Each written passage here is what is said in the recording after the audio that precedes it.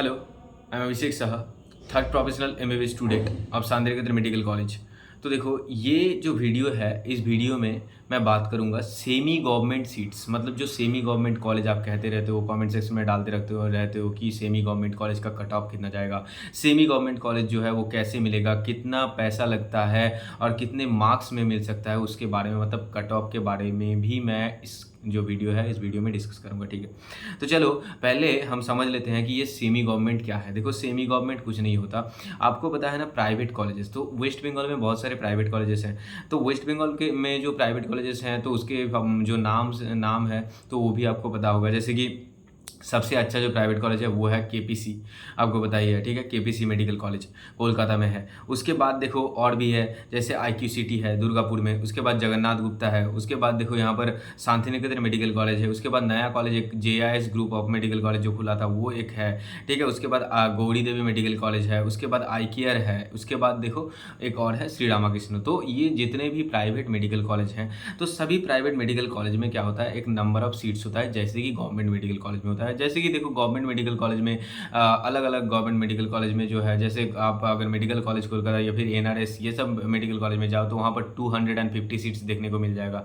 जैसे कि आप मालदा मेडिकल कॉलेज में जाओ तो 125। जैसे कि न्यू कॉलेजेस में अगर आप देखो तो वहाँ पर आपको 100 सीट्स देखने को मिलेंगे। तो ऐसे ही क्या होता है प्राइवेट कॉलेजेस में, तो कुछ प्राइवेट कॉलेजेस में 100 सीट्स रहते हैं, कुछ प्राइवेट कॉलेजेस में है कितने 150 सीट्स। ठीक है, तो ये जो 150 सीट्स है, 150 सीट्स या फिर 100 सीट्स, ठीक है, तो यहाँ पर से मैं अगर कहूँ तो 100 सीट्स जो है वो मैनेजमेंट कोटा के लिए रहता है, और 50 जो सीट्स है टोटल और बच गए 50 सीट्स, तो 100 सीट्स कितने किसके लिए, मैनेजमेंट कोटा के लिए, एंड बाकी जो 50 सीट्स बच गए वो होता है स्टेट कोटा के लिए। और ये जो स्टेट कोटा होता है ना प्राइवेट कॉलेज में, इसी को हम सेमी गवर्नमेंट कहते हैं। ठीक है, तो सेमी गवर्नमेंट कॉलेज कह के अलग से कोई कॉलेज नहीं होता है।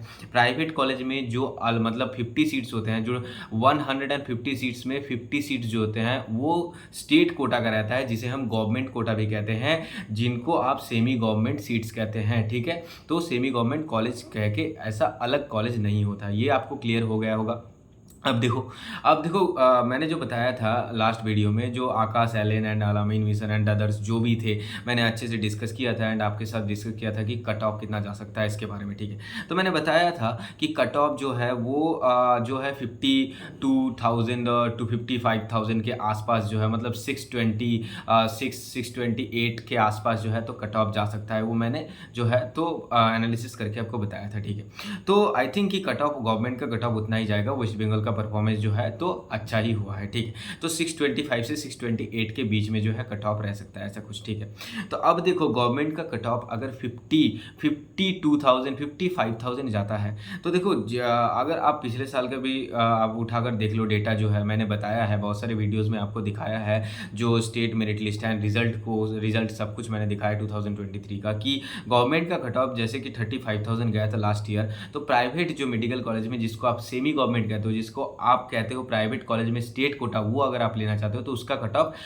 ओपन कैटेगरी, जनरल कैटेगरी के लिए 50,000 के आसपास गया था, मतलब 15,000 कम था। तो इस बार भी हम मानकर चल सकते हैं कि अगर 55,000 के आसपास कट ऑफ जाए जनरल कैटेगरी का, ठीक है, तो 55,000 अगर जनरल कैटेगरी का कट ऑफ जाता है, तो प्राइवेट कॉलेज में जनरल कैटेगरी का जो कट ऑफ जाएगा, जो कि सेमी गवर्नमेंट का कट ऑफ जाएगा, प्राइवेट कॉलेज में स्टेट कोटा का कट ऑफ जाएगा, वो कितना रहेगा, वो रहेगा 75,000 के आसपास। मतलब 75,000 के अंदर आप अगर होते हो तो आपको कॉलेज मिलने का चांस बहुत ही ज़्यादा रहेगा, मतलब आपको कॉलेज मिल सकता है, मिल जाएगा, ऐसा भी हो सकता है। ठीक है, इन जो प्राइवेट मेडिकल कॉलेजेस हैं, अगर न्यू प्राइवेट मेडिकल कॉलेज खुलते हैं तो वो बात का बात है, अभी मैं वो नहीं कह रहा, जब तक कि सीट मैट्रिक्स नहीं आ जाता अभी हम नहीं कह सकते कि सीट इंक्रीज हो रहा है या नहीं हो रहा है। ठीक है, तो वो बात का बात है। अभी देखो, जैसे कि मैंने जनरल कैटेगरी के लिए बताया, तो मैं अभी बताता हूँ बाकी जो कैटेगरी है, जैसे कि ओबीसी कैटेगरी। तो ओबीसी ए कैटेगरी के लिए देखो, तो ओबीसी ए कैटेगरी के लिए 60,000 के आसपास गया था, जहां की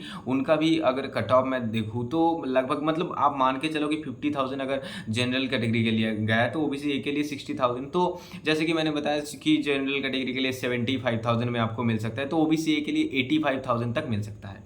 ओबीसी बी के लिए 70,000 तक लास्ट ईयर गया था, जनरल कैटेगरी के लिए 50,000 गया था, तो 20,000 फिर से आप यहाँ करो माइनस, तो 50 सॉरी प्लस कर दो तो 75,000 का आया था जनरल कैटेगरी के लिए। तो आप मान के चल सकते हो 95,000 के आसपास क्या जा सकता है ओबीसी बी कैटेगरी को प्राइवेट कॉलेज में स्टेट कोटा से या सेमी गवर्नमेंट जो सीट है जिनमें फीस कम लगता है तो वो जा सकता है, ठीक है।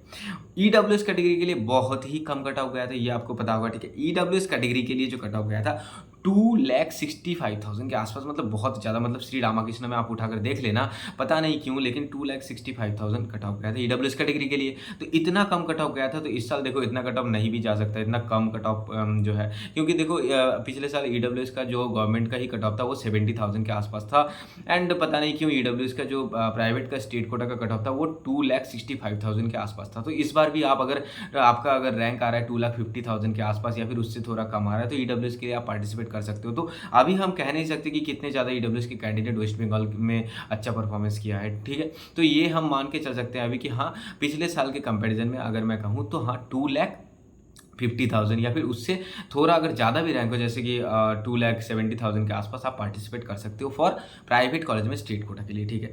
एससी के लिए देखो, एससी के लिए 1,70,000 के आसपास गया था पिछले साल, तो इस बार आप देख सकते हो 2,10,000 2,20,000 के आसपास अगर आपका रैंक आ रहा है एससी कैटेगरी में तो आप प्राइवेट कॉलेज में आप काउंसिलिंग करवा सकते हो, प्राइवेट कॉलेज में स्टेट कोटा के लिए जहाँ पर फीस कम लगता है वहाँ पर आप काउंसिलिंग करवा सकते हो, ठीक है। एसटी कैटेगरी के लिए बहुत ही कम जाता है, उसके बारे में मैं अभी बात कर लेता हूँ। देखो 9 लाख के आसपास 10 लाख के आसपास आपको मिल जाएगा, ठीक है। अब देखो फीस कितना होता है, फीस के बारे में मैं यहाँ पर डिस्कस कर लेता हूँ। देखो तो आपको पता ही होगा कि एमबीबीएस में टोटल 9 सेमेस्टर होते हैं और 9 सेमेस्टर में देखो पर सेमेस्टर जो फीस लगता है उसके बारे में देखो अलग अलग कॉलेजेस में अलग अलग होता है। देखो केपीसी मेडिकल कॉलेज में 2 लाख जो है पर सेमेस्टर लगता है, तो टोटल 9 सेमेस्टर का 18 लाख लगता है, मतलब 18 लाख जो है वो सिर्फ ट्यूशन फीस है, ठीक है, केपीसी में। बट अगर मैं केपीसी को छोड़कर बाकी कॉलेजेस के बारे में बात करूँ तो लगभग जो है सभी कॉलेजेस में सेम ही फीस लगता है 2,74,000 के आसपास। तो ऐसा अगर मैं यहाँ पर कैलकुलेट करूँ 9 सेमेस्टर के लिए तो आपका जो है 25 लाख के आसपास ट्यूशन फी जो है वो लगेगा, ठीक है, सिर्फ ट्यूशन फी, मतलब 9 सेमेस्टर का ट्यूशन फी। उसके बाद क्या क्या लगता है, उसके बाद देखो आप जब एडमिशन लेने जाओगे तो आप एडमिशन जब लेने जाओगे तो आपको 50,000 देना पड़ेगा एडमिशन फी। उसके बाद देखो आपको जो देना पड़ेगा कॉशन मनी देना पड़ेगा, ठीक है, 15,000। उसके बाद 15,000 और भी मतलब देना पड़ता है, और उसके बाद 40,000 के आसपास या 50,000 के आसपास कल्चरल फीस भी देना पड़ता है at the time of admission, ठीक है। तो आपको at the time of admission क्या क्या देना पड़ेगा, 2 सेमेस्टर का फीस देना पड़ेगा, 2 सेमेस्टर का फीस ज़्यादातर कॉलेज में, ठीक है। और 2 सेमेस्टर का फीस के बाद 7 सेमेस्टर जो बच गए ना उसका बैंक गारंटी देना पड़ेगा, ठीक है। अब बैंक गारंटी क्या है, देखो बैंक गारंटी आप बना सकते हो, बैंक में आपको वो जो 7 सेमेस्टर का पैसा बच गया ना वो बैंक में एफडी कराओ या फिर आप जो है मतलब बैंक से किसी भी तरह से बैंक गारंटी ले सकते हो, ठीक है। तो उसका प्रोसीजर जो है आप मेरे से कांटेक्ट करना, अब मैं आपको बता दूंगा, मैं कमेंट सेक्शन में मेरा जो व्हाट्सएप नंबर है वो मैं डाल दूंगा एंड डिस्क्रिप्शन बॉक्स में मैं लिंक दे दूंगा, उसके थ्रू भी मेरे से आप कॉन्टैक्ट कर सकते हो, ठीक है। तो अब देखो जो मैंने अभी बताया कि हाँ आप बैंक गारंटी आपको बनाना ही पड़ेगा, बैंक गारंटी आपको at the time of admission देना ही पड़ेगा, ठीक है। और 2 सेमेस्टर का फीस, उसके साथ 50,000 एडमिशन फीस, उसके साथ कल्चरल फीस एंड अदर्स जो भी फीस होते हैं, ठीक है।